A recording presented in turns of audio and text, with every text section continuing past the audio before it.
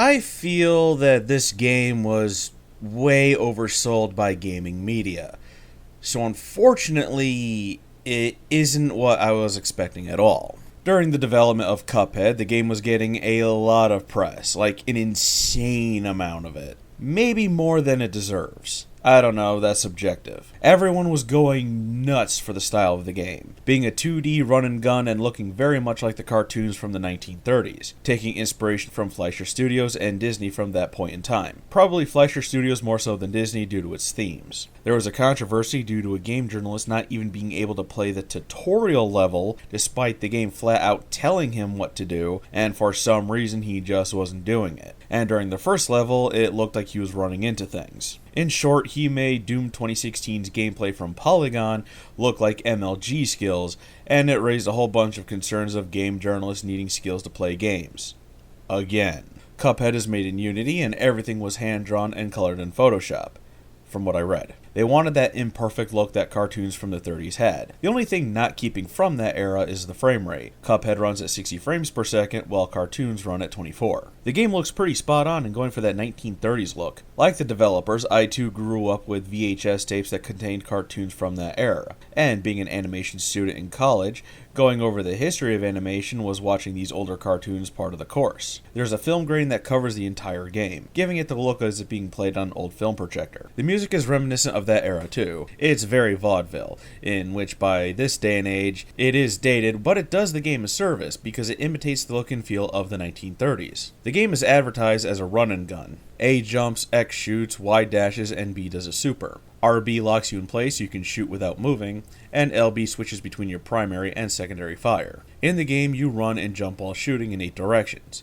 If you press jump again, you'll perform a parry that lets you revive fallen allies in co-op, or destroy certain enemies or certain projectiles, which fills up your super meter as displayed by cards on the lower left of the screen. When a card pops up, you can use a super shot. If you fill the super meter all the way by having 5 cards, you can unleash an extremely powerful attack at the cost of the whole meter. Word around the mainstream gaming media is that this game is very difficult, and considering that the mainstream gaming media has no skills in playing video games anymore, you may want to take that with a grain of salt. Cuphead is a game that when you recognize the patterns and telegraphs, it's not that hard to play. Challenging, yes, but it's not Dark Souls. And when you see how enemies operate, you shouldn't burn through all your hit points. There are times where the game just lobs enemies at you, or there's some bullet hell moments, but again, it comes down to memorizing enemy patterns and telegraphs. After the tutorial, you'll be in the main map world, where you can choose any level or boss to your liking. Levels have coins that you can collect and trade for power-ups at the shop, and defeating bosses will let you progress to the other worlds, of which there are 3, and a finale. And here's where the game lost me. I was expecting more of a Mega Man type experience. That's not what I got with this game. Cuphead is a boss rush game like Alien Soldier.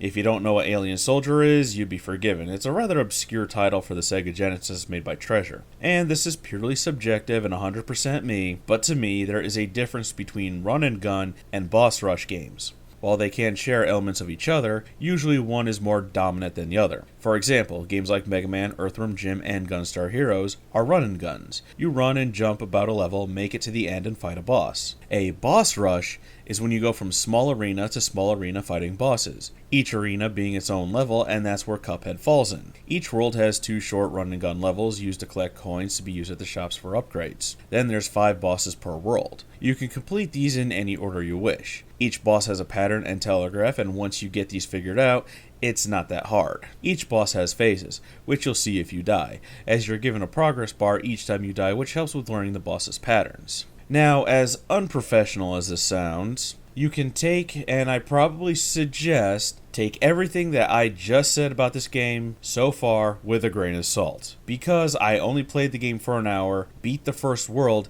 and hesitantly, and I repeat, hesitantly refunded the game. Now you may be thinking, wait, what? Yeah, I did not refund it because I thought it was bad. I refunded it because I think, for me personally, for this type of game, a boss rush game, a game genre that I'm not really into, $20 is too much for me. $15 would have been better, but no less than $10. But again, that's just me when it comes to boss rush games. If it pops up on a Steam sale or more than likely a Humble Bundle, I'll get it again because it is good and it is fun. I'm just not comfortable with a $20 price tag for something that I'm not completely into. And I figured that while Cuphead may not be something that I'm into, I, at least, wanted to show it off to those that may be interested in it, because it is a really good boss rush type of shoot 'em up. And also to let you know that I feel that this game was overhyped. This is not the fault of the developers like Sean Murray when it came to No Man's Sky, more of the mainstream gaming media losing their collective cookies over it. While I did not fall for the hype, just looking at the screenshots and videos, I was expecting a different style of game. The developers said that they want to add in about 15 more bosses so that the game will hold the world record for most amount of bosses in a video game, which is good for them to expand the game with more content, especially because if you're really good at it, you can probably beat it in like 2 hours or less. One thing I am hoping for is that they include more run and gun sections, just so there's a balance between levels and bosses. And while I don't see this as that little indie darling that your mainstream media has been hyping it up to be, it is a great game for those who enjoy the boss rush genre. But if you were expecting a Mega Man type of game like I was, you'll probably be disappointed and you may want to wait for it to go on sale. But besides that, it's a really good game and I do recommend it.